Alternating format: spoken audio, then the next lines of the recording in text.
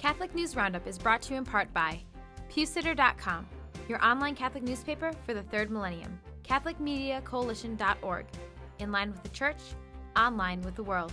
And TheAmericanCatholic.com, politics and culture from a Catholic perspective.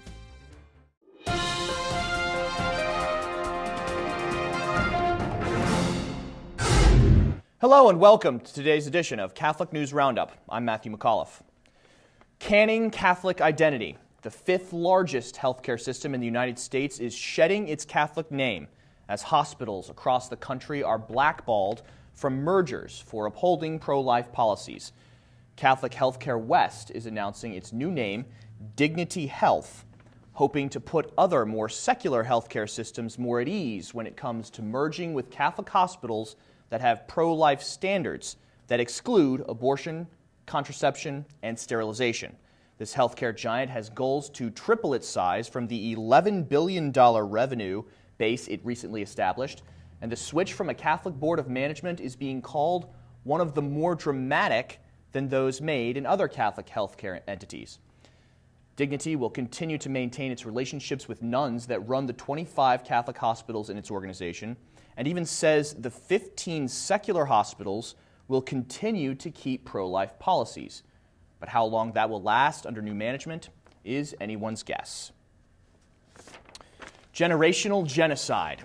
This year's March for Life is ushering in the 40th year of legalized abortion in the United States, marking the passing of a generation of aborted children.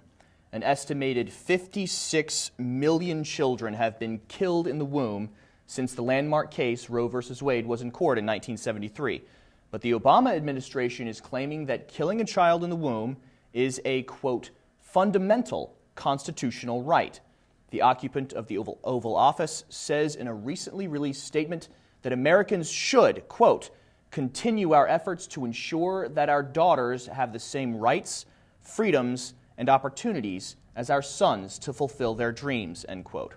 Obama actually voted 4 times as a lawmaker in Illinois against a legislation that would prevent a baby that survived a botched abortion from being killed. Meanwhile, pro-life Americans are also making a statement on the West Coast, in San Francisco Standoff.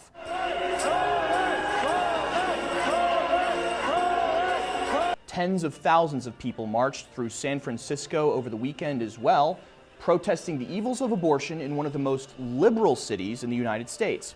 The marchers walked for 2 miles down Market Street after massing in front of City Hall, holding up traffic for over an hour as they made their way to the waterfront, briefly hampered by abortion activists trying to block the road with orange netting. Police arrived on the scene to haul pro-abortion demonstrators out of the way as pro-lifers banging drums, chanting, and praying continued on, massively outnumbering any presence of pro-death supporters. One of the speakers at the march, former Miss West Virginia, Jackie Stalnaker, told her story of being forced at gunpoint to go to an abortion clinic while girls under 18 in California don't even need parental consent to procure an abortion. Stay with us. We'll be back in just a few seconds. Catholic News Roundup is brought to you in part by NewOxfordReview.org, the voice of Catholic Orthodoxy, in print and on the web, and RenewAmerica.com, expanding the influence of America's grassroots in the cause of freedom. Egypt's Islamist takeover. The terrorist-tied Muslim Brotherhood has taken power over the newly formed parliament in Egypt, which will meet for the first time this week. The Brotherhood controls 47% of the parliament seats and holds the office of parliament speaker, though they have backed off aggressively pushing for a countrywide Sharia law at this time, citing the need to focus more on the nation's floundering economy.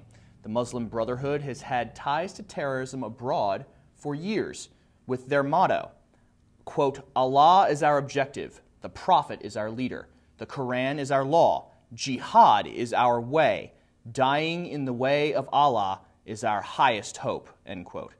Critics of the Brotherhood say it is only biding time to push a more Islamist agenda, avoiding clashes with the military, which will be in power over the next 6 months.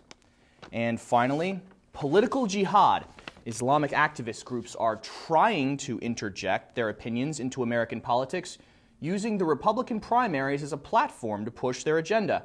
After recent swipes at Newt Gingrich for criticizing Sharia law, the Council on American Islamic Relations, or the CAIR, says it is going to send Rick Santorum a copy of the Quran for implying that Muslims do not worship the Judeo-Christian God.